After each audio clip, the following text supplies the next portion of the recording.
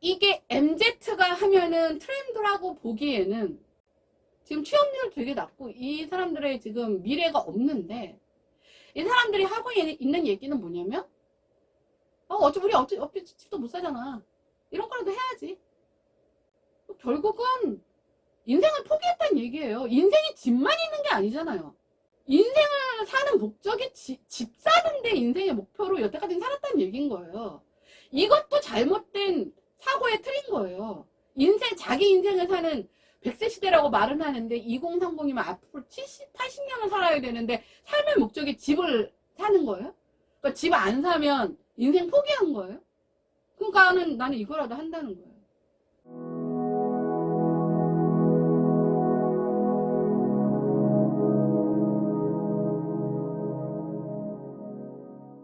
자, 두 번째는 SNS라는 것들이 생기면서 앵글, 알죠? 지금 촬영도 앵글로 하고 있죠? 핸드폰. 저희 예전 카메라는 이 앵글에 해당하는 게 이제 사각이었는데 요즘엔 동그랗다 그러더라고요. 앵글에 갇힌 사람들이에요.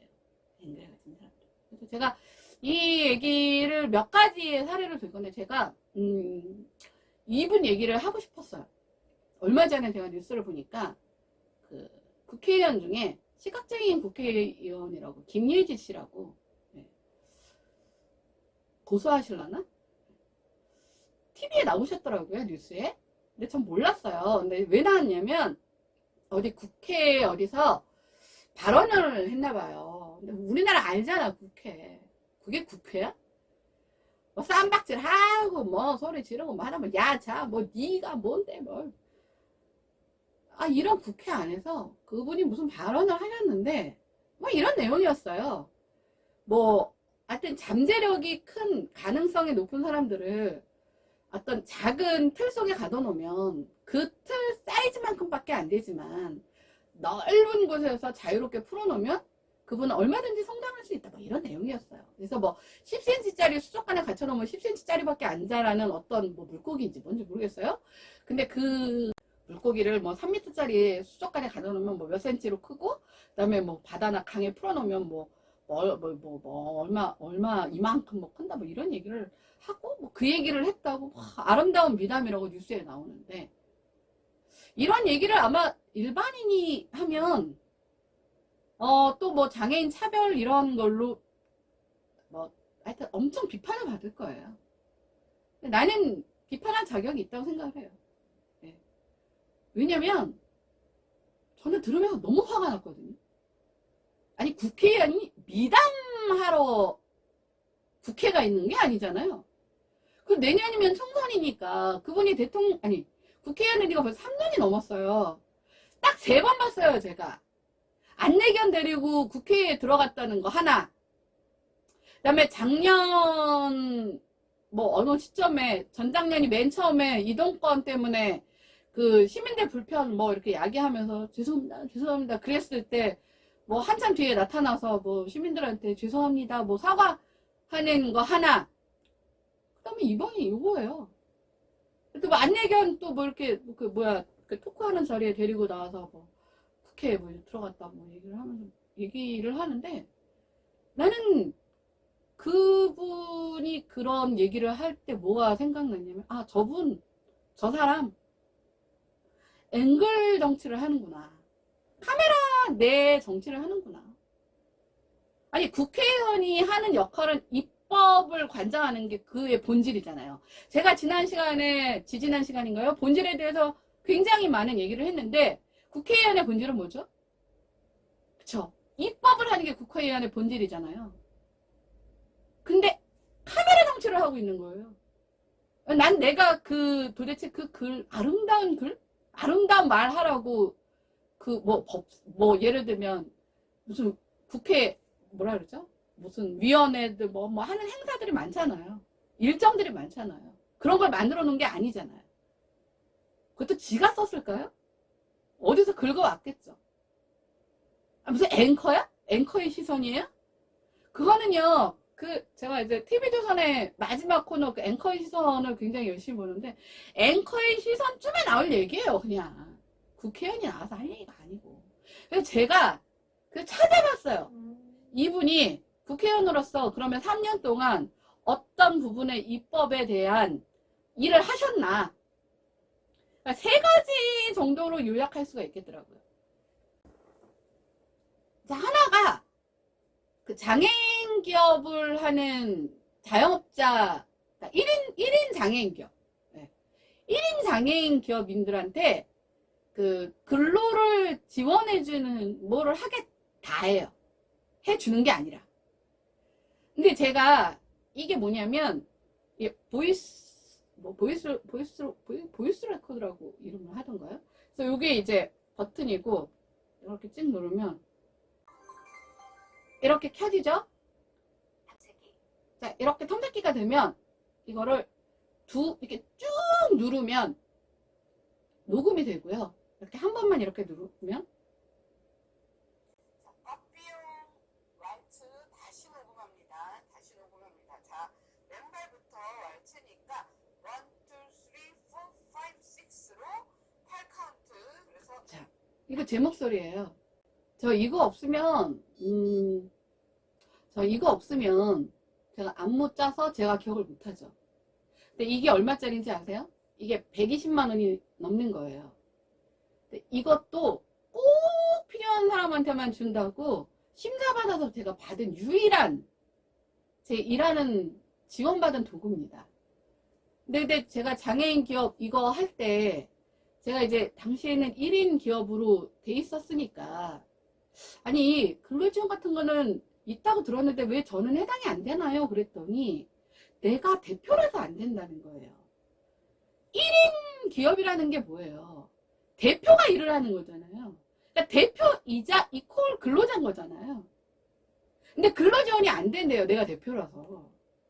그래서 근로지원은 누구만 되냐면 다른 대표가 있고 그 밑에 고용인으로 있는 사람만 된대요. 정말 너무 화가 났어요. 그게 5년 전이에요. 그런데 이분은 그거 하나 하겠다는 걸 발의는 했나 보죠? 발의만 하면 뭐합니까? 되게 만들어야죠.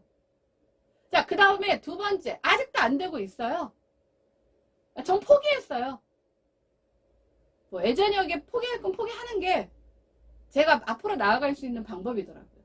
그냥 얘 하나 망가지세라. 이거 말고도 제가 좀 지원받고 싶은 도구들이 좀 있어요. 시각장애인을 위한 음성 지원하는 여러 가지 도구들이 있어요. 그것도 신청하려고 그랬더니 내가 대표라서 안 된대요. 내 밑에 반드시 장애인 직원이 있어야 된대요. 제가 장애인을 차별해서가 아니라요. 제가 하는 일은 장애인 직원이 할 수 있는 일도 있지만 할 수 없는 일이 더 많아요. 그러니까 장애인 이꼴 안마사로만 생각을 하니까 그런 거지. 왜냐면 기본적으로 그들이 갖춰야 될 기본적인 어떤 역량이 있잖아요. 근데 그게 장애를 가진 사람들이 그 과정에 도달하는 길이 한국 사회에서는 그렇게 녹록지가 않아요. 내가 그분들을 안 쓰고 싶어서가 아니라 나는 그분들을 쓰고 싶어도 그런 분을 찾을 수가 없기 때문에 못하는 거예요. 근데 어차피 그런 맥락에서는 어차피 안 되는 거고 그럼 도구라도 써보자? 도구도 안 돼요. 근로자여야만 된대요. 그것도 연봉도 얼마 이하짜리만 된대요.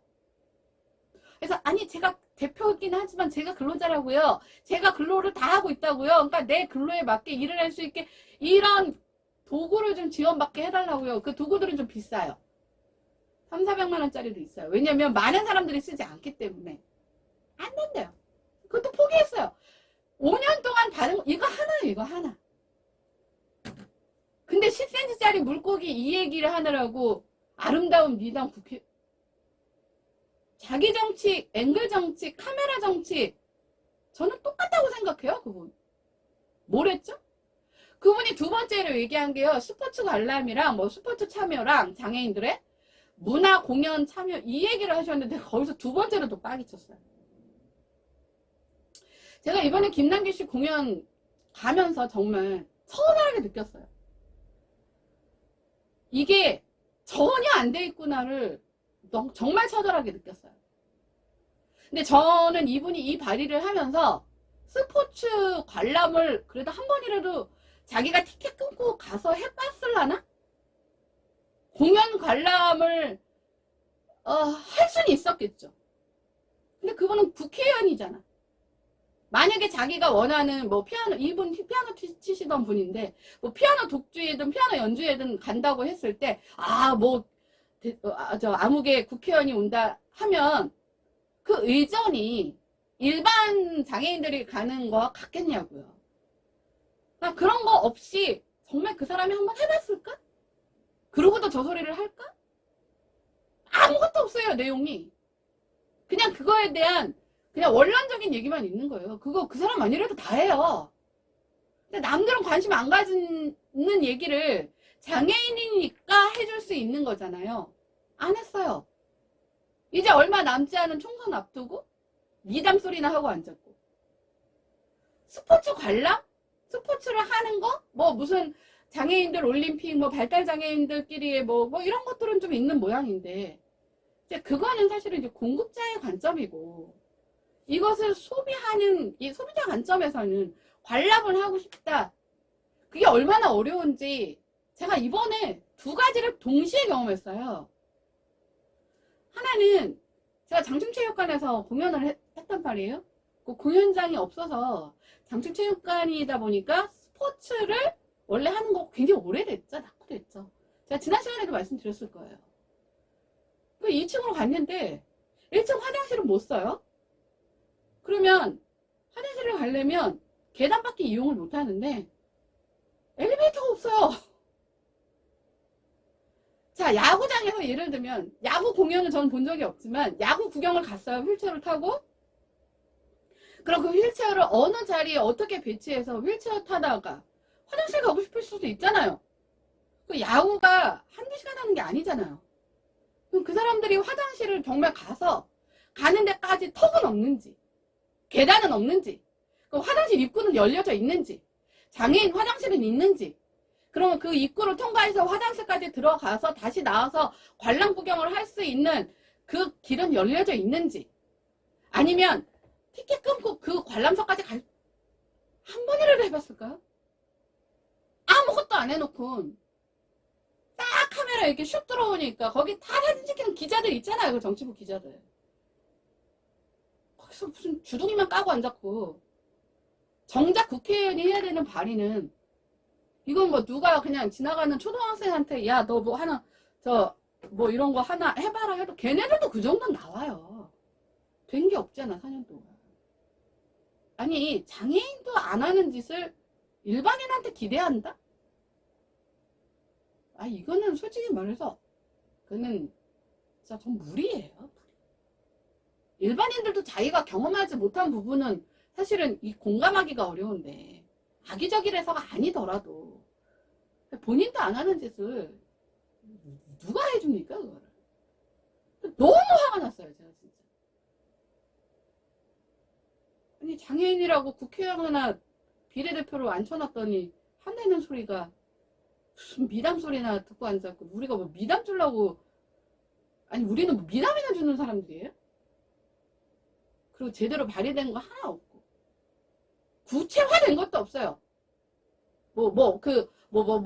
위로 올라가서 뭐 통과되는 건 기대하지도 않아요. 제대로 된 구체화된 법령조차도 없어요.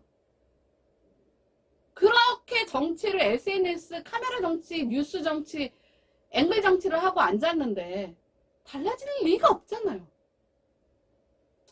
그러니까 정치인이 그 모양인데 그 밑에 일반 국민들이야 뭐 오죽하겠어요? 제가 세 가지를 얘기를 하겠습니다. 그 작년인가 재작년부터 우리나라에 뭐 골프 굉장히 막 유행했잖아요. 난 이해 못했어요. 왜 갑자기 골프야? 근데 이제 그게 스토리가 있기는 하더라고요. 왜냐면 그 당시 막 골프 붐이 일었을 때 우리가 실내외 마스크 착용을 의무화하다가 먼저 풀린 게 실외 마스크부터 풀렸어요. 그러니까 실내는 계속 마스크를 써야 된단 말이에요.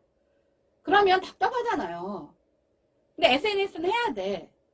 근데 실외에서 SNS를 할 수 있는 공간을 잡은 게 누구냐?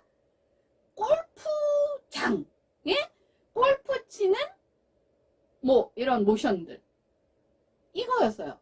그리고 우리가 이 골프장을 가보면 되게 예뻐요. 뭐 야경도 예쁘고 뭐 조경도 엄청 잘 해놨나 봐요. 근데 저는 그런 사실을 몰랐어요. 왜 갑자기 골프야? 백화점에 스포츠 매장을 가보면 80%가 골프 오류예요. 왜 저래? 이랬어요. 그러다가 알게 된 사실 두 개가 있어요. 뭐냐, 하나는 뉴스에 나온 사례고, 하나는 그 프로골퍼였던 쇼핑머스트의 그 워딩에서 알게 된 거예요. 하나는 한 사설 헬스장을 운영하는 그 뭐죠? 운영자가 자기 너무 골치가 아프다는 거예요. 무슨 소리를 하나 했더니 좀 고가의 헬스클럽인가 봐요. 그러니까 뭐지, 약간 멤버십이 좀 비싼. 근데 거기에 이제 장비나 이런 것들이 다 이제 최신형 좋은 것들이 있을 거 아니에요. 근데 이제 어떤 사람들이 운동은 안 하고 그 장비 앞에 산발이 꽂아놓고 옷 갈아입고 그냥 사진만 찍는다는 거예요. 그러니까 그 운동기구를 이용하고자 하는 다른 그 회원들이, 민원이 너무 많이 들어온다는 거예요. 그러니까 이분은 이제 머리가 아프신 거예요. 왜냐면 이 사람 또한 회원권을 끊고 들어온 사람이잖아요. 그러니까 그분 또한 고객이잖아요. 그러니까 회원권을 끊고 들어온 사람한테, 야, 너 때문에, 너 운동도 안 하면서 너 때문에 사진 찍으니까 다른 사람들이 민원이 많이 들어오니까 너 때문에 내가 지금 머리가 아파. 그러니까 너 나가를 할 수가 없다는 거예요. 왜냐면 명시된 게 없으니까. 그리고 여기가 좀 비싼 골프장이라고 말했잖아요. 근데 명시된 것도 없는데 이 사람을 쫓아내버리면 이 사람 입장에서는 억울할 수 있죠? 내가 뭐 거기서 나쁜 짓을 한 것도 아닌데 나 쫓겨났다? 그러면 이제 소문이 퍼지겠죠? 어디로? SNS로? SNS에 올리는 사진 찍으려고 하는 인플루언서라면 뭐 나름, 난 그 인플루언서도 뭐 개나 소나 인플루언서야. 그 사람 입장에서는 그런 것들을 또 언급할 수 있는 공간이 SNS잖아요. 얼마나 좋아. 그러니까 이 사람은 그럴까봐 아주 막 양쪽에서 치이는 거예요. 자기가 너무 스트레스를 받는다는 거예요. 그래서 어디 무슨 뭐 요즘 무슨 뭐 이런 거 많아요. 그런 거기에 사례로 나온 거예요. 그래서 이제 결론은 어떻게 내렸냐면, 일단 이분이 예를 들면 뭐 6개월치를 끊었던 것 같아요. 6개월치를 끊었을 때까지는 그냥 양해를 구했대요. 일반 고객분들한테. 죄송한데 이분이 그럴 만한 사유에 대한 제가 환불이나 회원을 정지할 만한 근거가 없다. 그러니까 좀 양해해달라. 하지만 다음부터는 자기가 명시를 해서 그런 분들은 바로 회원 박탈을 할 수 있게 근거를 마련하겠다. 그렇게 해서 합의를 해서 이제 6개월을 지나고 거기다 이제 명시를 해놨대요. 아예 그 입구에다가. 운동을 하지 않고 촬영만 하는 그 회원은 즉시 탈퇴 및 뭐 어떻게 조치되고, 그 다음에 이 헬스클럽 안에 뭐 어쩌어떠한 조항을 넣어서 이런 경우는 이렇게 하겠다. 그렇게 해서 간신히 그거를 벗어났다는 얘기를 제가 듣고, 와, 진짜, 아니, 나 그 표현이 너무 웃겨. 옷만 갈아입고 사진만 찍고 있대요. 그것도 세기게 앞에서. 그러니까 이게 앵글이겠죠. 그나마 이제 유튜브는 헬스 기구 위에서 뭔가를 해야 되잖아요. 그러면 그것도 편집을 하겠죠. 뭐 운동을 내가 뭐 예를 들면 뭐 200kg로, 아니야, 200kg 말이 안 되는구나. 한 뭐 100kg로 러닝을 하는 걸 이 사람은 40분 했다고는 하지 말고 40분을 계속 찍어서 올리겠어요? 편집해서 올리지? 뭐 그렇게 하더라도 하긴 하잖아. 하기는 안 하고 할 수는 없잖아요. 영상이 나가진 않을 거 아니야. 근데 이거는 아예 그 순간에 컷만 찍으니까 안 하고도 가능한 거예요. 그래서 야, 골 때린다 그렇게 생각을 했어요. 근데 프로골퍼 쇼핑머스트 입에서 무슨 얘기가 나왔냐? 자기 깜짝 놀랐다는 거예요. 자기 이제 쇼핑머스트도 하지만 이제 전직 프로골퍼다 보니까 골프 치러 많이 다니는데 어느 순간부터 골프장에 들어는 안 가고 바깥에서 계속 사진만 찍는 그 이제 사람 표현에 의하면 누나라고 표현하는 누나들이 이렇게 많더래요. 저 사람들은 뭐야 이랬더니 그 골프장 뒷배경이 예쁘잖아요. 파란 하늘에 뭐 초록색 잔디. 그리고 골프복이 굉장히 화려해요. 뭐 골프복 입고 골프채 들고 사진만 찍는다는 거예요. 그걸 나중에 알았대요. 그 사람들의 이 한 컷을 보고 골프 붐이 이렇다고 이 사람은 생각하고 있는 거예요. 왜냐면 그 이전까지는 골프장이 횡했다는 거죠. 뭐 코로나도 있고 계절적으로도 겨울이기도 하고. 근데 막 꽃피는 봄에 거기 뭐 꽃이 얼마나 예뻤겠어요. 그 봄에 예쁘게 핀 꽃에 파란 잔디에 뭐 그때 또 중국이 제로 코로나 하고 있었으니까 먼지도 별로 없죠. 거기 일부 놀 있고 뭐 이렇게 기고 돌고 뭐 이렇게 딱 사진 찍는 뭐 그것 때문에 붐이 일었다고. 자기는 그렇게 그런 생각이 들었다 이런 얘기를 하더라고요.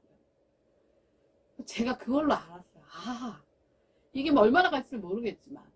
근데 제 일본에 사는 친구가 그 골프에 그래서 또 그 친구도 이제 맛이 들렸는데 그 일본은 골프가 완전히 그냥 죽은 산업이래요. 그래서 한 번 뭐 골프장 가는 게 우리나라 돈으로 치면 2, 3만 원이면 가나 봐요. 근데 옷이 일본에는 그렇게 다양하지가 않대요. 그래서 한국에 와서 처음에는 막 수십만 원어치 옷을 사고 일본에 갔다가 제가 거기까지 확인해 보진 않았는데 근데 이제 옷값이 비싸니까 근데 옷값이 너무 비싸다 했더니 이제 한국에 산 조카가 그걸 왜 다 사냐.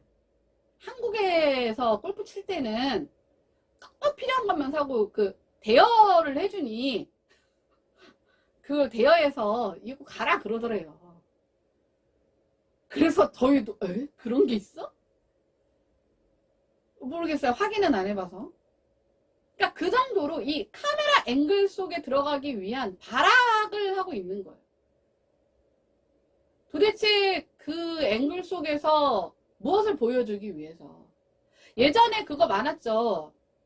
그걸로 뭐 예를 들면 유명 인플루언서가 돼서 뒷돈 받고 제가 이거 구입했어요. 뭐 어쩌고 내돈내산했어요. 뭐 이런 거 했다가 걸리신 꽤 많은 유명인들이 많아요. 그분들 싹 사라졌어요. 잠시 나타났다가 욕 되게 먹고 또 사라졌대요. 이제 그러고 나니까 그런 부분은 또 일정 조금 가름이 됐는지 모르겠지만 여전히 그 속에 살고 있어요. 제가 쇼핑 프로를 되게 많이 보는데 그게 정보를 얻는 수단에는 되게 좋아요. 보니까 인스타용 카페가 있대요. 난 뭔가 했어요. 입구부터 인스타 사진 찍기 용으로 다 이 풀 인테리어가 돼 있는 거래요. 그래서 거기는 뭐 커피나 조각 케이크 하나가 나오는데 접시를 뭐 3-4단을 쌓고 뭐 그때 알았어요. 저는. 그러니까 처음에 SNS가 나왔을 때는 그런 데를 내가 모르고 갔는데 너무 예뻐. 그렇게 시작이 됐겠죠. 근데 이제는 바뀌어버린 거예요. 술이 사람을 먹듯 이제는 그 SNS를 하기 위해 내 삶이 모두가 거기에 박혀버린 거예요. 어떤 경우는 연애도 그렇게 하시는 분이 계시더라고요. 제가 굉장히 충격받았던 것 중에 하나가 제가 좀 가까이 아는 분이셨는데 한 5, 6년은 연애를 하다가 헤어졌을 때 굉장히 뭐 힘들게 헤어졌나 봐요. 매달려서. 근데 우연히 소식을 들었다는 거예요. 그 사람 뭐 연애 시작했나 보더라? 그 왜 인스타 같은 경우 이렇게 타고 친구 타고 이렇게 들어가면은 알 수 있는 것 같더라고요. 유튜브는 그게 안 되는 것 같은데. 그래서 이렇게 계산을 봤더니 헤어진 지 채 50일도 안 됐는데 우리 사람 연애 뭐 어쩌고. 그러니까 저한테 이거는 도대체 뭐냐. 만약에 우리 때도 그런 게 있었어요. 사랑은 사랑으로 치유한다고. 그 연애의 고통은 새 사람을 만나서 치유받는다. 일간 틀린 말은 아닌데. 근데 보통 그러면 5, 6년 정도, 제가 만약에 그 당사자라면 5, 6년을 나 어떤 사람이랑 연애했던 거 다 알고 이랬으면은 내가 새 연애를 시작할 때는 좀 조심스러울 것 같아요. 그래서 사귀더라도 그렇게 첫 밤부터 막 찍어서 올리고 뭐 이런 짓은 안 할 것 같거든요. 근데 제가 그 50일도 안 됐는데 뭐 우리 하루부터 이렇게 해서 쫙 올라온 그 사례를 보면서 아, 이 사람은 나는 뭐라 그러죠? 다른 연애도 가능한 연애를 못하면 루저? 이 사람은 이 사고체계가 그렇게 잡힌 사람인 거죠. 연애가 가능한 능력자? 이걸 보여주고 싶었던 게 아닌가? 그러니까 연애가 목적이 아니라 나 연애하고 있어요. 나 사랑받고 있어요. 나 관심받고 있어요가 목적이 아닌가? 라는 생각이 들었어요. 그래서 아마도 아니 헤어진 지 50일 나는 도대체 이해가 안 가는 여러 가지 이유 중에요. 이 심리학적으로 뭔가 이 헤어짐의 어떤 그 고통을 극복하는 단계가 있어요. 뭐 부정 단계, 뭐 수용 단계 어쩌고 단계가 있거든요. 그리고 보통 내가 3년을 사귀었으면 그것을 극복하는 단계가 보통 2배가 걸린다. 이런 여러 가지의 이론들이 있어요. 물론 인생이 이론대로 안 되는 건 알겠지만 어떻게 5, 6년을 사귀었는데 채 한 분기도 안 지나서 연애를 했다? 그래요. 뭐 연애를 할 수는 있다고 치지만 그거부터 SNS에 올렸다? 저는 이거는 SNS 정치, 뭐 SNS의 과시, 뭐 SNS의 연애? 나 행복해요. 나 잘 살고 있어요. 나는 누구랑 헤어졌지만 나는 또 누군가한테 쉽게 사랑받을 수 있는 유능이니 뭐 이걸 과시하려고 그러면 나조차도 이해가 안 돼요. 그러니까 이 SNS라는 것이 뭔가 잘못된 것들에 대한 고발의 어떤 통로로도 뭐 긍정적인 것들로 많이 이용이 돼요. 저도 SNS 해요. 회사 일로 하죠. 그리고 어떤 소통의 장인 것도 맞아요. 근데 이게 어느 순간부터 이게 뒤집혀 버린 거예요.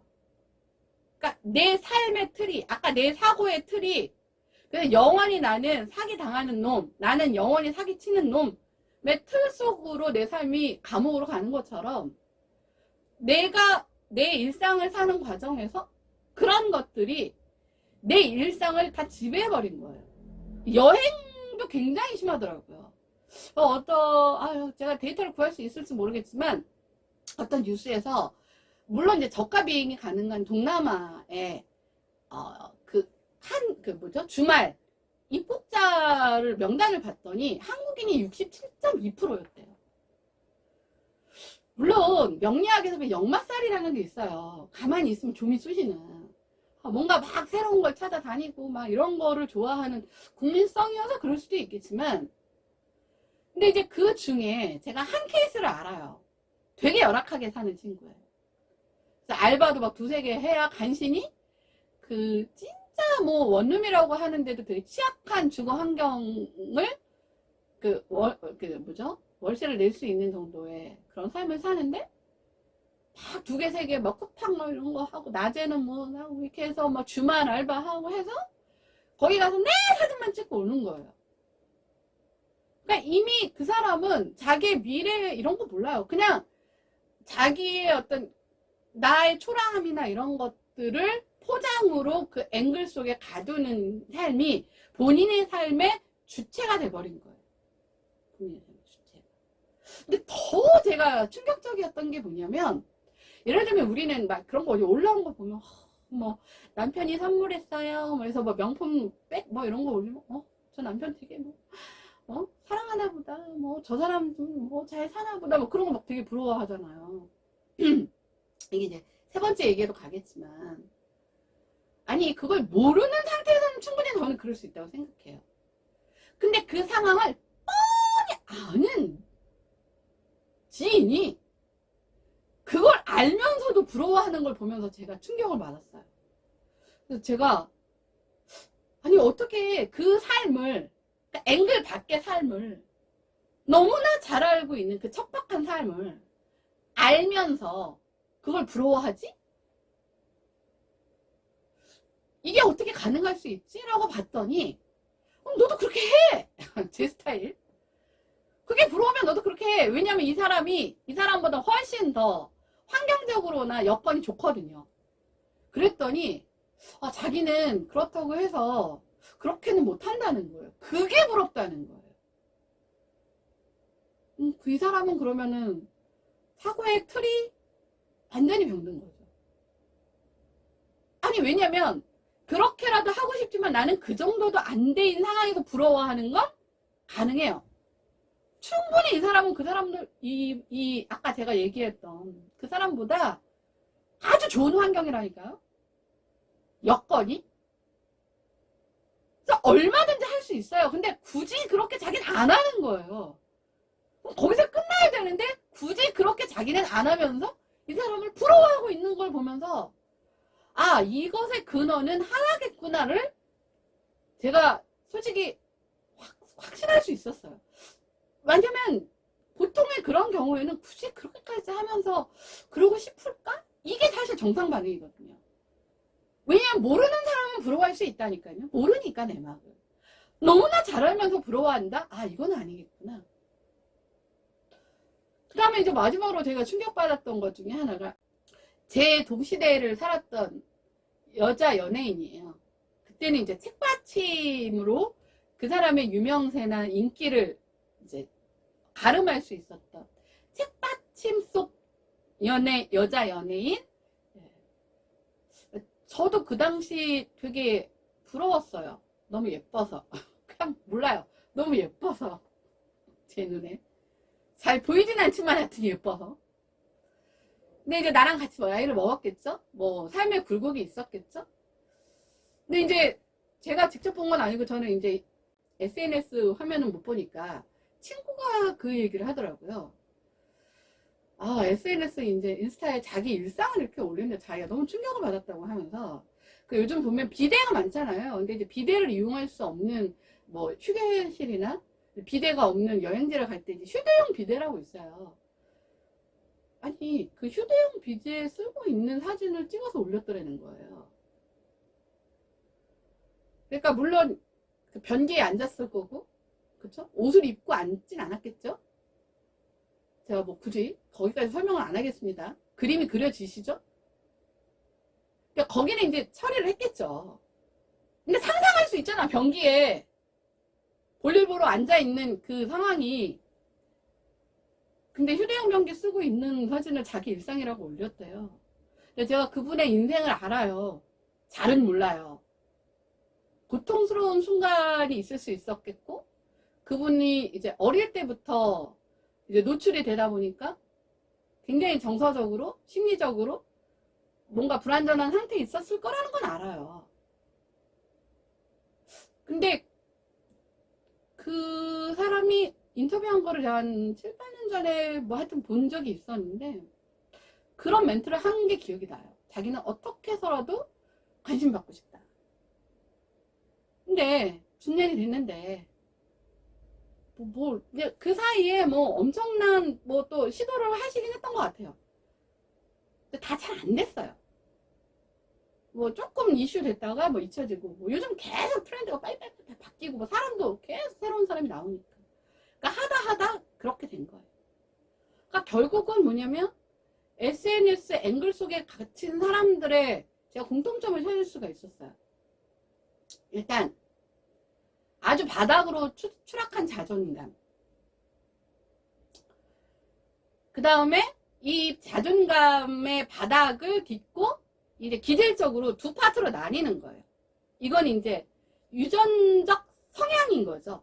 성향이 앵글 바깥에서는 정말 노숙자보다도 노숙자만큼의 그런 삶을 살지만 앵글 안으로 들어오면서는 나 잘 살고 있어요. 나 그렇게 체력맞지 않아요. 비참하지 않아요를 과시하고 싶은 게 지나쳐서 모든 삶을 거기에 투자하는 과시형. 하나는 모든 것을 관심에만 목을 매는 거예요. 그러니까 그게 욕을 먹을지언정 연예인들 중에 그런 표현도 하잖아요. 악플보다 무서운 게 무플이다 라는 정도로 관심이 그만큼 그 사람들을 살게 하는 어떤 원동력이라는 건데, 관심을 엔간히 해서는 못 받으니까 그런 어떻게 보면은 참 구차한 자기 삶을, 그쵸? 오히려 더 극단적으로 구차하게 만들어서 국어를 하는 거죠. 과시가 아니라 나 이 정도인데 이런데도 나 안 봐줄 거야? 나 좀 봐줘. 응? 나 좀 봐달라고. 국어를. 되게 예쁘신 분인데 도대체 왜 그런 삶이 돼버렸는지, 그러면 그분이 글쎄요, 앞으로의 삶이 어떻게 될지 모르겠어요.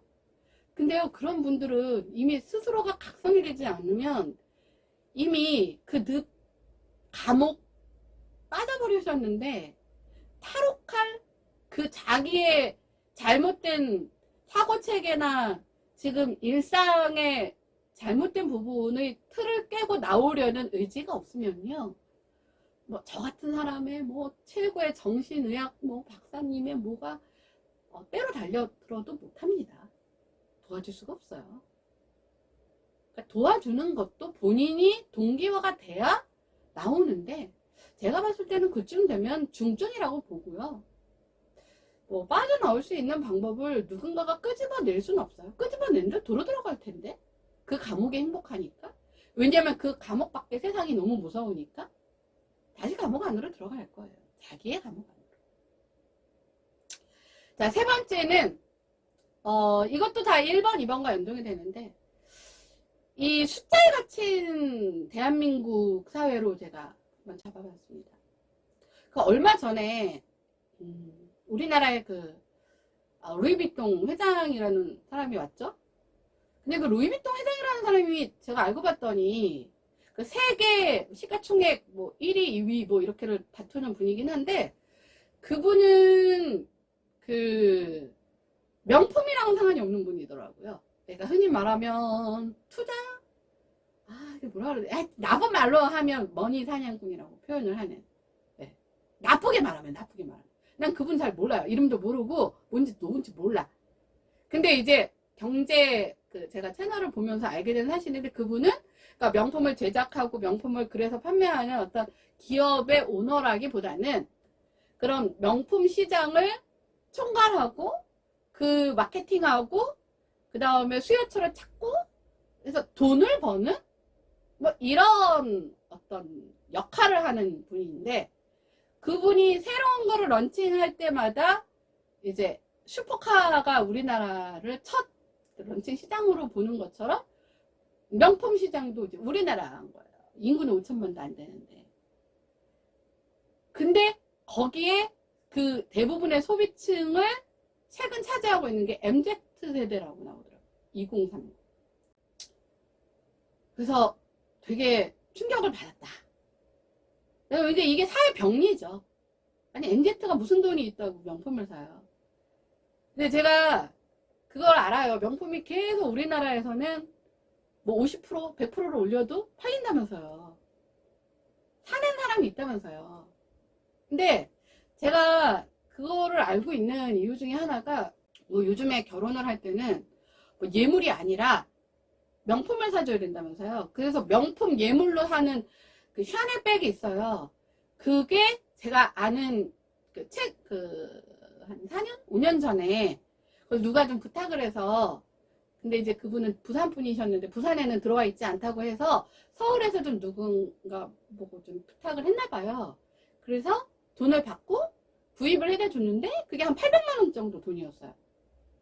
근데 그게 지금 그 모델 똑같진 않겠지만 그 예물 하면은 딱 상징되는 모델이래요. 그게 지금 1,300만 원이 나가는데도 팔린대요. 예물 수요로. 그러니까 우리는 완전히 호구 잡힌 거죠. 네. 호갱 코리아라고 하더라고요. 호구 코리아. 근데 거기에 이제 1,300만 원짜리는 엄두를 못 내고 그 이제 밑단으로 많은 판매를 올려주고 있는 게 2030이래요. 그러니까 실제로 진짜 열심히 일하고 이런 친구들이요, 자기 막 MZ라고 말 나오면 막 구역질이 나온대요. 그런 애들이 주로 하는 게 뭐예요? 명품 사갖고 뭐 나 이거 명품 샀어요 하고 또 아까 내가 얘기한 SNS에 올리고, 뭐 옛날에는 그거 있잖아요, 박싱 이렇게 뜯어갖고 하는 뭐 이거 올렸지만 요즘에는 그거 갖고는 뭐 별로 이제는 흔해 빠져서 이제는 스토리를 만들어서 뭐 명품백을 뭐 메고 뭐 그 뭐라 그러죠, 뭐 한 조각에 뭐 몇만 원짜리, 뭐 한 그릇에 뭐 몇만 원짜리 호텔 뭐 빙수를 먹는 뭐 이런 거 이렇게 연출을 하는 거 모르겠어요. 이걸 하는지는 모르겠는데, 이게 MZ가 하면은 트렌드라고 보기에는 지금 취업률 되게 낮고 이 사람들의 지금 미래가 없는데, 이 사람들이 하고 있는 얘기는 뭐냐면 우리 어차피 집도 못 사잖아, 이런 거라도 해야지. 결국은 인생을 포기했다는 얘기예요. 인생이 집만 있는 게 아니잖아요. 인생을 사는 목적이 집 사는데 인생의 목표로 여태까지 살았다는 얘기인 거예요. 이것도 잘못된 사고의 틀인 거예요. 자기 인생을 사는 100세 시대라고 말은 하는데 2030이면 앞으로 70, 80년을 살아야 되는데 삶의 목적이 집을 사는 거예요? 그러니까 집 안 사면 인생 포기한 거예요? 그러니까 나는 이거라도 한다는 거예요. 이건 자기 합리화한 거죠. 그러니까 자기는 그냥 그걸 사고 싶은 뿐이에요. 그리고 그 사고 싶은 행위를 정당화하기 위한 합리화를 하는 거예요. 제가 낭만닥터 김사부를 보면서 그 중에 그런 대사가 나와요. 제가 이 대사 까먹을까봐 오늘 쓰는 거예요. 거기서 이제 그 차진만으로 나오는 이경영 씨가 서우진으로 나오는 그 의사한테 이런 표현을 해요.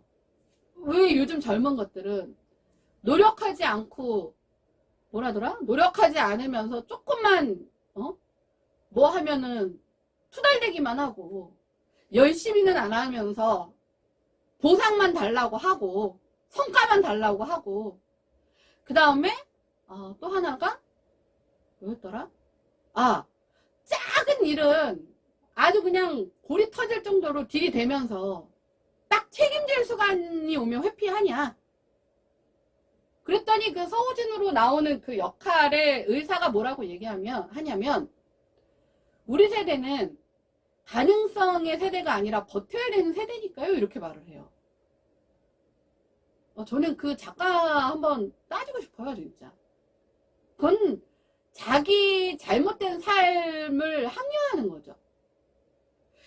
방금 얘기한 노력하지는 않았는데 불평불만만 내뱉는 사람, 열심히는 안 하면서 자기 챙길 건 보상만 챙기는 사람, 작은 조그만한 손해에도 뭐 어쩌다 저쩌다 계속 그 뭐라 그러죠?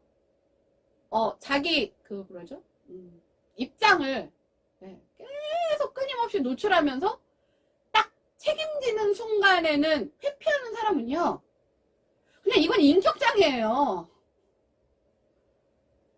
이거는 지금 2030이 아니라 내 세대든 내 윗세대든 이런 사고 체계를 가진 사람들은요, 사회화가 덜 됐거나 반사회화하거나 사실 그 범주에 있는 거예요. 그렇지 않은 대다수의 사람들은요, 지금 2030들도 열심히 일합니다. 제 주변에 그렇게 일하는 사람들 많아요. 그런 사람들은 너무 열심히 일하느라고 SNS 활동 같은 것도 잘 못해요. 제가 최근에 좀 궁금한 친구가 있어서 이렇게 봤더니 그 친구도 한동안 학교 다닐 때는 좀 하더니 뭐 올라온 업로드 된 게 뭐 3월달에 이렇게 돼 있더라고요. 바빠서 못해요. 좋은 데 가서 뭐 해도 우선순위가 될 수 없는 거예요. 근데 아까 내가 얘기했던 자존감은 낮은데 과시하고 싶거나 관심에 구걸하는 사람들이 이 SNS라는 이 환경을 이용해서 이게 자기의 전체인 양 이렇게 보여주고, 그것들을 또 사회는 요즘 애들 뿐만 아니라 우리 세대에도, 우리 윗세대가 봤을 때는 우리 세대 윗세대의 눈높이에서는 내 세대도 요즘 애들로 비춰졌어요. 그거는 어떤 문화적인 어떤 차이, 그 다음에 뭐 기호의 차이, 그 다음에 가치의 차이, 이런 건 충분히 존재할 수 있어요. 우리 세대는 헝그리 정신으로 우리 윗세대는 직업을 가졌다면 요즘 젊은 세대는 헝그리 정신으로 직업을 갖는 게 아니라 어떤 내가 원하는 어떤 롤을 얻고 싶은 그쪽의 가치가 있다. 이건 무조건 인정받을 수밖에 없는 부분이에요. 근데 이것과 그냥 노력 안 하고 계속 그냥 불평불만만 하는 거예요. 뭐 조금만 시키면 아니 그걸 왜 내가 해야 되냐. 이런 사람들은요 내 세대에도 정착 못했어요. 열심히는 안 하면서 공부는 죽자고 안 하고 뭐 술 마실 거 뭐 자기 뭐 놀고 싶은 거 뭐 할 거 하면서 벼락치기 해놓고 성적 왜 안 나왔냐고 따지는 인간들은요 제 세대에도 있었어요. 그 시대에도 그런 애들은 그냥 그런 삶을 살았어요. 그 다음에 뭐 조금만 뭐 해라 그러면 뭐 너무 많다 뭐 어쩌다 어렵다 힘들다 뭐 불평불만 뭐 내가 뭐 왜 이걸 해야 되느냐 뭐 부당하다 뭐 가진 잡소리 하다가 자기 실수로 문제가 생겼을 때 잠수 타고 회피하고 남 탓하고 누군가한테 책임 전가하는 사람은요 내 세대에도 있었다니까요. 근데 내 세대에는 개별적으로 그게 존재했다면 요즘은 그게 SNS라는 어떤 이런 통로를 통해서 걔네들의 목소리가 대다수의 목소리인 양 일반화의 오류까지 막 범주를 넘어가고 있어서 그럴 뿐이에요. 지금도 열심히 사는 친구들은 그렇게 안 삽니다. 제가 아는 제 주변의 대부분의 친구들은 그렇게 안 살아요. 걔네들도 SNS 활동 다 해요. 필요와 목적에 의해서 하죠. 거기에 감옥에 갇혀서 하는 게 아니라. 근데 그거를 가능성의 시대가 아니라 버티기 위해서라고요? 자, 가능성의 시대라는 건 가능성이 높고 낮음의 문제가 있지만 버티기는요. 거기서 조금만 삐끗하면 그냥 죽는 거예요. 버티는 시대면 더 처절하게 살아야죠. 왜? 못 버티면 죽으니까. 그건 말장난인 거예요. 생각을 해보세요. 가능성의 시대는 조금 더 뭔가 흥이 나고, 그쵸? 그 다음에 실패를 해도 다시 재도전할 기회가 있으니까 좀 여유로웠을 수는 있겠죠. 물질적으로는 좀 빈약해도 미래적으로는 여유로웠을 수는 있었겠지만 지금은 조금만 실패하면 그냥 벼랑 끝에 떨어져 죽는다니까요. 그러면 더 꽉 잡고 살아야죠. 뭐 어차피 뭐 이래나 죽으나 저래나 죽으나 나는 그냥 내일이 없으니까 뭐 펑펑 쓰고 죽을란다. 그렇게 사는 사람들이 존재할 수는 있지만 그런 사람들이 MZ를 대변한다고 자꾸 얘기를 하면 정말 열심히 일하는 MZ들이 정말 MZ 소리만 들어도 구역질이 나온다는 얘기가 나와요.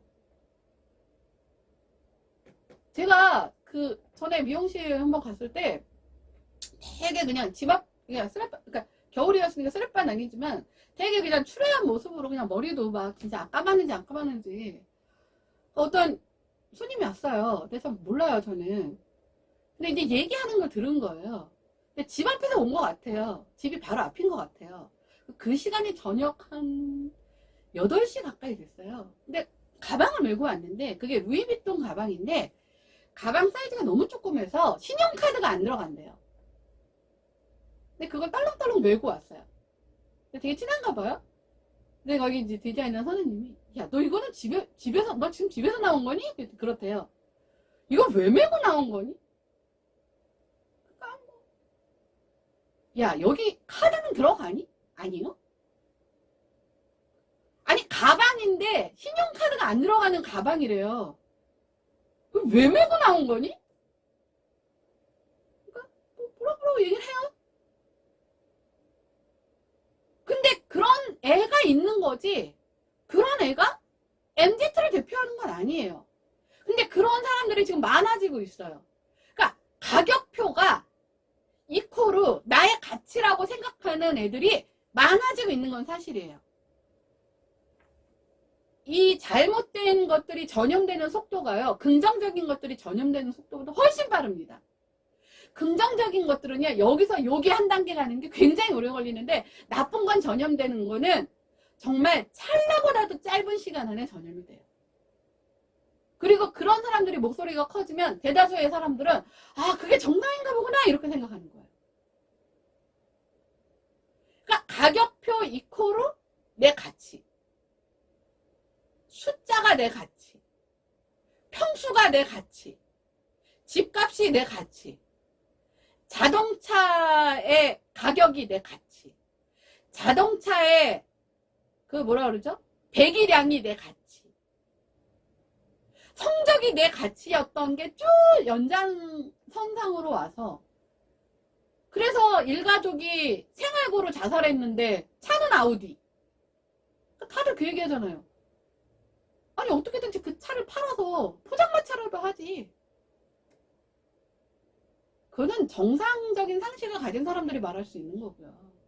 그 사람의 사고체계에서는 가격표 이코로 내 가치인데 가격표가 지워졌잖아. 그러니까 우리는 죽어야 되는 거예요. 이게 아주 병든 사회의 전형적인 모습입니다. 근데 이런 전형적인 모습이 SNS라는 틀을 통해서 정상적인 모습으로 자꾸 뭐라 그러죠? 바이러스를 퍼뜨리고 있는 거예요. 왜? 나만 그러면 불안하잖아요. 그러니까 우리가 나쁜 짓 할 때, 야, 너도 해봐. 이 마약 할 때, 야, 너도 해봐. 이거 되게 괜찮아. 이거 기분 되게 좋아져. 야, 네가 의지가 없어서 지금 얼마든지 끊을 수 있어. 그러니까 혼자 하는 것보다는 공범을 만들어야 내가 안전한 틀이라고 생각하는 것 때문에 이런 부정적인 자극들이 자꾸 확산을 만들어서 나만 그래? 다 그래. 이 안으로 숨고 싶은 일부가 전체를 지금 대표하고 잠식시키고 있는 거예요. 자, 마지막으로 또 하나, 이제 어저께 제가 연예 뉴스를 보니까 이번에 이제 비상이 아니라 범죄도시 3가 이제 1000만을 넘었다고 이 얘기를 하는데, 그 월요일부터, 그러니까 26일부터인가요? 연예 뉴스에 카운트다운을 하고 있더라고요. 자, 범죄도시 3가 자 1000만을 지금 몇만 남기고 있다. 40몇만을 남기고 있을 때부터 나왔어요. 960몇만. 다음날 되니까 몇만이 채워졌다. 몇만만 나오면. 근데 뭐 오늘 우리 애가 얘기하는데 보면 1000만 넘었던데 이렇게 얘기를 하더라고요. 제가 그 뉴스를 계속 지켜보면서 무슨 생각이 들었냐면, 1000만이 안 되면 안 되겠구나라는 생각이 들었어요. 이건 무조건 1000만 돼야 돼. 안 될 수도 있잖아요. 될 가능성이 높긴 하지만 안 되면 큰일 나게 돼버린 거예요. 계속 주시하고 있고 1000만 넘어야 돼. 1000만 넘어야 돼. 그 이유가 뭔지 아세요? 지금 영화 산업이 우리나라에 지금 거의 꼬꾸라져 가고 있단 말이에요. 그 뒷 기사가 다 그거예요. 범죄도시 3가 1000만을 넘어 마중물이 돼서 그 뒤에 후속으로 나오는 영화들이 계속, 마중물이라는 게 뭐예요? 하나 넣으면 이제 펌프질하면 콸콸콸 나오는 거잖아요. 이걸 만들고 싶은 거예요. 좀 웃기는 소리예요. 제 주변에 범죄도시 3 본 애들은요, 범죄도시 4는 봐도 그 뒤에 나오는 영화는 안 본다고 말해요. 공짜로 줘도 안 본대요. 나중에 뭐 넷플릭스나 뭐 이런 OTT 나오면 그때 보지. 범죄도시 3니까 봤다는 거예요. 그리고 범죄도시 3를 본 이유는 있어요. 시원하잖아. 요즘에 다 짜증나고 답답한데. 아니, 그 범죄도시 3를 보는 사람들이 보려는 그 목적이 분명히 있는데 그 사람 무지성입니까? 그 사람들이 봤으니까 쭉 따라서 그 뒤에 이 사람 선택권 없어요? 영화를 보는 선택권이 분명히 있고 영화를 바라보는 그 관객의 눈높이라는 게 분명히 존재하는데, 1000만이 되면 그게 마중물이 돼서 그 다음 영화들이 흥행을 할 것이니 무조건 1000만 만들어야 돼. 뭐 그래서 만들진 않았을 거예요. 왜냐하면 워낙 보고자 하는 사람들이 제가 보니까 주변에 많아서 그렇진 않았겠지만, 그 숫자에 목매는 사람들. 그러다 보니까 뭐 리딩방이라고 해갖고 뭐 주가 자기가 어디다 투자를 했는데 가상화폐 투자했는데 그 잔고증명 이렇게 보여주면서 전에 찍힌 게 99,000원이었는데 다음날 찍힌 게 보니까 1,099,000원 1,000만원이 더 3일 내에 입금이 됐다 이런 거. 그것도 믿는 사람들 사고 이틀이 거기에 잡혀있으면 믿죠. 아니 그까지 1,000만원이요. 끌어다가 모아도 1,000만원 만들 수 있어요. 쓰고 바로 빼서 주면 그만이니까. 그거는 단편적인 거잖아요. 그래서 요번에 그 리딩방 이런 거 하는 거 다 규제에 들어갔더라고요. 왜 이제서야 규제를 들어가죠? 물론 거기에 당하는 사람들도 문제가 있지만 숙주가 없으면 기생을 못 하잖아요. 그럼 숙주를 빨리빨리 제거를 해야 될 거 아니야. 근데 숙주를 그대로 두고 기생충만 잡는다고 기생하는 사람들이 없어지나요? 너무 늦었어요. 그 다음에 많죠. 제가 본 기획기사들도 많아요. 음원사재기 우리나라 아주 유명하잖아요. 근데 음원을 사재기 하려면 자본금이 있어야 돼요. 그러니까 대형 기획사에서만 스타가 나오는 이유가 대형 기획사가 다 음원 사재기를 한다는 뜻은 아니지만 음원 사재기라는 부분은 분명히 우리는 존재를 합니다. 그러니까 숫자로 모든 것을 평가하는 단일 잣대인 거죠. 내가 아무리 정성적 평가를 좀 받고 싶어도 그런 건 관심 없어요. 숫자! 딱 요게 이 사람의 가치를 만들어 주니까 자꾸 이런 것들이 발생이 되는 거예요. 음원 사재기. 그 다음에 또 하나가 영화 관객수 허수 만들기. 그게 참 아이러니하게도 비상선언이 첫 번째로 걸렸더라고요. 일부자 고발로 걸렸다고 나온 것 같긴 한데 제가 알기로는 한 200만 정도 들었던 것 같은데 걸린 건 한 1만 명 정도는 이제 허수로 확인이 됐던 것 같아요. 그것 때문에 지금 전수조사가 들어가고 있어요. 전수조사가. 근데 제가 비상선언에 우리 김남기 씨가 나와서 사실은 많이 응원을 해주고는 싶지만 여러 가지 이유를 통해서 제가 비상선언은 흥행할 수 없다. 저런 영화는 흥행하면 안 된다. 약간 그런 마음이 있었어요. 뭐냐면 비상선언이 사실은 코로나 때 만들어졌단 말이에요. 근데 이게 코로나 때 영화가 너무 이제 침체다 보니까 이게 이제 개봉은 코로나가 끝난 이후에 개봉이 됐어요. 그때 이제 제가 보는 연예 뉴스가 있어요. 일주일 전인가? 이제 드디어 비상선언이 개봉을 한다. 근데 거기 이제 출연진이죠. 호화 출연진이었어요. 송강호 씨, 이병헌 씨, 김남길 씨, 그다음에 전도연 씨 이렇게 다 탑들이잖아요. 근데 그 이전부터 저는 하여튼 그 얘기는 할 필요 없고. 그래서 이제 비상선언이 드디어 이제 코로나의 아픔을 딛고 이제 개봉을 카운트다운 했다. 이렇게 나오면서 그 다음 기사가 뭐였는지 아세요? 이병헌이가 몇 억짜리 광고를 상반기 안에 몇 개를 찍었다. 그래서 예를 들면 편당 8억짜리 광고를 6개를 찍었다. 그럼 68에 48, 48억을 벌었다. 아니 그게 비상선언이 개봉하는 거랑 무슨 상관이 있죠? 근데 그게 비상선언을 홍보하는 홍보물에 들어가 있는 광고였어요. 영화에 대한 홍보가 아니라 그 안에 이병헌 씨가 이병헌 씨 잘못이 그 얘기를 하려고 하는 게 아니라 그거는 누가 만든 거겠죠. 아니 이병헌 씨의 연기 이병헌 씨 맡은 역할 그 영화에 대한 그게 아니고 거기 나온 출연진 중 한 명인 이병헌 씨가 광고를 48억을 했는지는 모르겠는데 그게 영화랑 무슨 상관이 있는데 그게 너무 화가 나는 거예요. 그러면서 느낀 게 쟤네가 알맹이가 없나 보구나. 알맹이가 없는 영화는 망했구나. 그래서 기대를 안 했어요. 아니나 다를까 흥행에 실패했죠. 그리고 나서 제가 화면 해설 방송이 나와서 그 영화를 화면 해설로 들었어요. 아, 흥행을 할 수 없는 영화였군요. 그래서 제가 봤을 땐 모르겠어요. 그 내막은 잘 모르겠지만 얼마나 자신이 없었으면, 그쵸?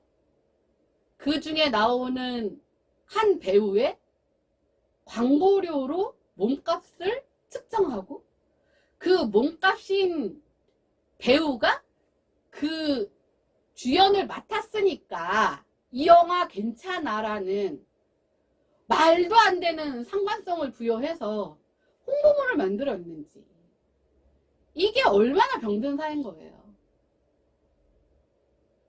근데 지금 범죄도시를 보면 범죄도시를 보고자 하는 관객들의 수준과 눈높이는 싸그리 없애버리고, 그렇게 해서 1000만 찍었으니까, 자, 이게 됐으니까 이제 관객들 범죄도시로 뚫었으니까 그 뒤에 줄줄이 나오는 영화들 다 볼 거야. 제가 그 영화들 이렇게 몇 개 소개받은 영화들이 있거든요. 제가 봤을 때는 한심하던데요. 이렇게 나오는 거 있잖아요. 홍보물. 예. 어떤 영화고, 뭐. 그 다음에 이제 배우들 나와갖고, 뭐, 이 영화 소개하는 거, 이거 다 봤단 말이에요. 한심하던데요? 뭐, 영화값을, 세액공제 해준다, 어쩐다 하지만, 세액공제를 얼마를 받겠다고, 그런다고 그 영화를 보러 갈까요? 그런 영화는 기다리고 있다가, 뭐, OTT 같은 데 나오면, 그냥 뒹굴뒹굴 심심할 때 볼 것 같던데? 그러니까 이게 이제 병든 사회가 된다는 거죠. 이게 감옥인 거예요. 그리고 이런 제가 지금 얘기하는 첫 번째 사고의 틀, 그 다음에 두 번째 앵글의 틀, 세 번째 숫자의 틀에 갇힌 사회와 사람들의 특징은, 이게 아무리 고위급이고 지위가 높고 뭐 돈이 많고 해도, 네, 자존감이 낮고 자기 게 없고, 자기 게 없는 거예요. 자기 정체성이 확립되어 있지 않고, 근데 인간으로서 누리고 싶은 어떤 본질적인 인정 욕구, 관심 욕구는 유지되어 있는 이 갭 때문에 이런 통증과 고통이 오는데, 이것들을 바로잡지 않으면 그냥 통증을 또 해소하는 목적으로 마약, 뭐 이런 것들에 대한 2차 병리로 또 들어가는 거예요. 굉장히 무서운 거예요, 이거는. 제가 들은 정말 얘기 중에 내조국만 아니면 된다라는 나라들이, 국민들이, 난 세상에서 제일 불쌍한 국민이라고 생각을 해요. 애국은 안 하더라도 얼마나 비참하면 내조국만 아니면 된다라고 하겠어요. 근데 우리나라는 아직 그렇진 않잖아요. 근데 자꾸 그런 쪽으로 가려고 하는 것 같아서. 그리고 그 가려고 하려는 목적이 뭐냐면, 그런 사람들의 목적이 뭐냐면, 나만 그러면 불안하니까 자꾸 끌고 들어가는 범죄 집단의 조직 폭력배로 자꾸 멀쩡한 사람들을, 정상 범위에서 경계선에 있는 사람들을 끌어들이려고 하는 공범화를 만드는 지금 과정인 것 같아서 굉장히 저는 위기를 많이 느낍니다. 그리고 그 대상들이 젊은 친구들이 있는 것. 뭐 저출산이 위험하다고 그러는데, 아니요. 저는 저출산은 정 안 되면 이민정책이라도 펼쳐서 해결할 수 있는 게 있어요. 아니 근데 있는 사람들의 병든 건 어떡할 거냐고요. 근데 그 병이 나중에 퇴행성으로 오는 게 아니라 건강한 젊은 친구들한테 와버리면 어떡할 거냐고요. 이게 굉장히 무서운 일이라는 거죠. 그래서 제가 오늘은 감옥에 갇힌 사람들, 감옥에 갇힌 사회에서 사고의 틀, 확증 편향에 갇힌 사람들, 그 다음에 앵글 속에 갇힌 사람들과 사회, 빨리 빠져나오셔야 되는데, 그 다음에 숫자와 가격표로 자기의 가치를 매기는 사회, 네, 이런 병든 사회에 대한 세 가지를 얘기를 했습니다.